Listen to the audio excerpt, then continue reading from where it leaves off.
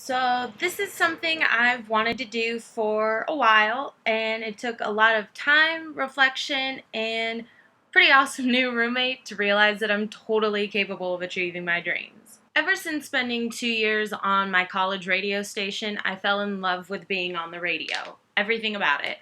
But after graduation, I quickly learned that it wasn't as easy to get into radio as I hoped to, and I fell in some pretty hard times, but now here I am working on achieving that dream through a different medium.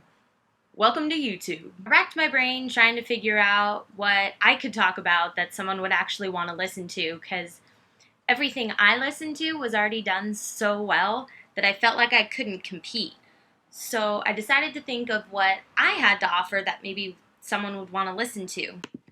At 28 years old, I have been sober for 8 years and have taken that time to figure out how to enjoy life while still staying sober.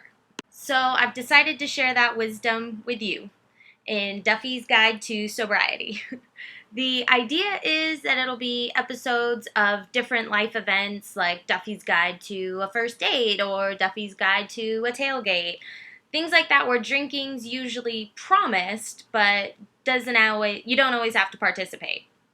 So I decided the best place to start was where this whole thing started, a breakup. So here it is as I'm living it, Duffy's Guide to a Breakup. Recently, the man who I thought I was going to marry dumped me out of the blue and broke my heart.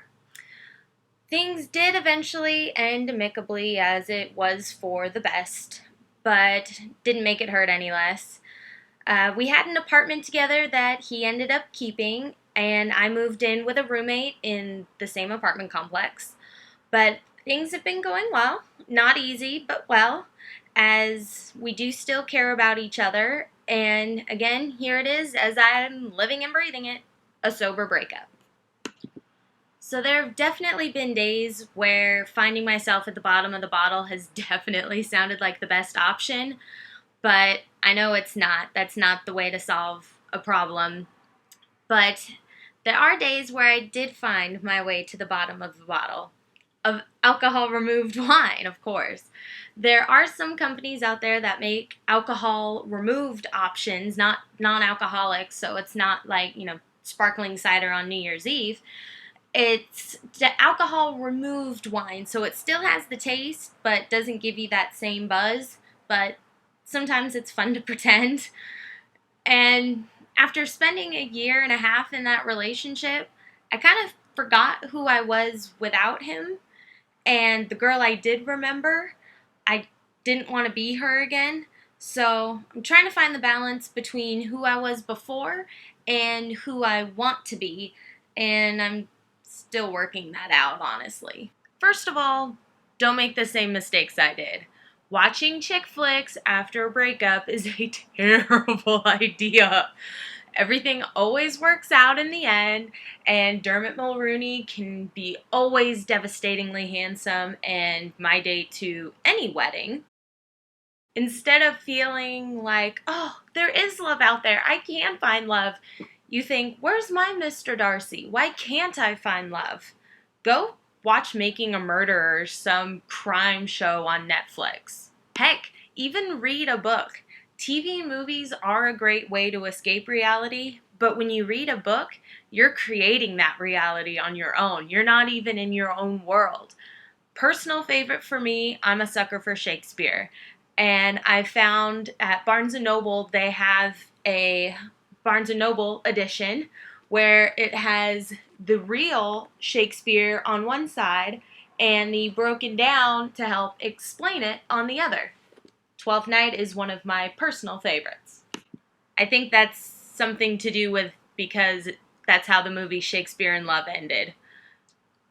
Actually, I'm pretty sure that's why. And it's definitely okay to succumb to alternate temptations. I know a few hours after the breakup, I beelined right to Walgreens to get my favorite bag of those extra thick red vines, the classic ones. The king size bag that was definitely gone in a couple days. No shame. Some people turn to exercise to get that pent up energy out. Power to them. I wish I was one of them. I'm not yet, but maybe I will be in the future. Next, Friends. No, not the TV show, though that is now streaming on Netflix, so that could be a good way to escape for your Netflix binge. But I'm talking about real friends, the people closest to you. Now is the time to get together with them to remind you that you do still have people that love you. Now, maybe you're like me and spent more time with your significant other than you did your previous friends. And now's the time to rekindle those friendships. And again, if you're like me, you'll actually realize how many real friends you had all along. I didn't have as many as I thought. And if you ever feel like you don't have anybody that you can talk to, start a journal. Write the feelings out. As long as it gets it out of your head, if you don't want to read it later, burn it. It might give you closure. I wouldn't recommend reading it later. Maybe wait about 10 years and it'll be pretty entertaining. But if you started a journal at the beginning of the relationship, don't go back and reread it at the end of the relationship. That was a terrible idea. And the only reason I didn't burn it was because I actually liked the journal. So I just ripped the pages out and started from scratch. So what's the next step? Getting back into the game. Something that people tend to take differently. A lot of people, just walk around the corner and find the next person to help them forget. Other people, it takes time to heal before jumping back into the game. Time to think and heal the soul before exposing yourself to a new situation or a new relationship. A couple days after I decided to get back on Tinder and OkCupid, just like the good old days, it made me feel a little bit dirty, but I figured, what the hell? So, I mean, what harm could it do? I'm still friends with some failed Tinder dates, and my best friend's currently in a relationship with a guy she met on OkCupid. But quickly learned, well, maybe not so quickly, but learned that that's not really the best thing for me. My advice is do what makes you feel comfortable. If you don't feel like you should be doing something, probably shouldn't be doing it. And if you feel like you need to take or drink something to forget it in the morning, it's probably a good sign you shouldn't be doing it either. You know when you'll be ready to make the jump. Trust yourself. One more thing. I know it's technically always been a thing, but can we please stop this ghosting issue? It's not only super annoying, but it's probably the most cowardly way to end what could possibly be a relationship. I had started talking to an old college friend who I hadn't seen in years, and everything seemed to be going great. We texted throughout the day. He'd call me every morning to wish me a good day. Then all of a sudden, out of the blue, radio silence. Nothing. I reached out, tried to call, I tried to text, nothing. It was just out of thin air. Now, since then, we have gotten together, talked it out, and buried the hatchet and agreed to disagree, and he apologized, and we've moved on. But he's not the only one. Then, after talking to a guy on OkCupid for a while, we decided to meet for a date.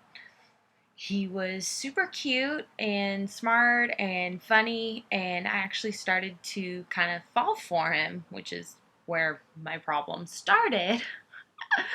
We spent a lot of time together that weekend and had made plans for the following weekend that I was super excited about. He totally blew me off without reason and said nothing for a week. He randomly texted me 7 days later, and I thought, why bother? Still not sure why, but I responded and told him exactly how I felt and that I hoped he would refrain from doing that to another girl in the future. It felt good to have the last word, but still really hurt my feelings. And I'm sure some of you get it. My problem is that I fall too fast. If things are going well, I'm all in, 100%. And being so fresh out of such a serious relationship, Probably not my best bet. Still working on that one. Being ghosted by two guys in a row kind of makes you feel a little worthless and that something might be wrong with you since you're the common denominator, but there's nothing wrong with you. Know that in your heart, that there's nothing wrong with you. You are you for a reason, and the right person will love you and respect you for who and what you are, not who they think you should be. Or, in the words of one of my good wise friends, think of ghosting as a way of weeding out all the dumb shits that you don't want to be with anyways. So there you have it, Duffy's Guide to Surviving a Breakup. While mine's still technically a work in progress, I'll keep you posted. And if you have any questions, topic ideas, anything you want me to take on, leave it in the comments. And I'm super excited to start this new adventure and bring you wisdom from Duffy's Guide to Sobriety. Bye for now.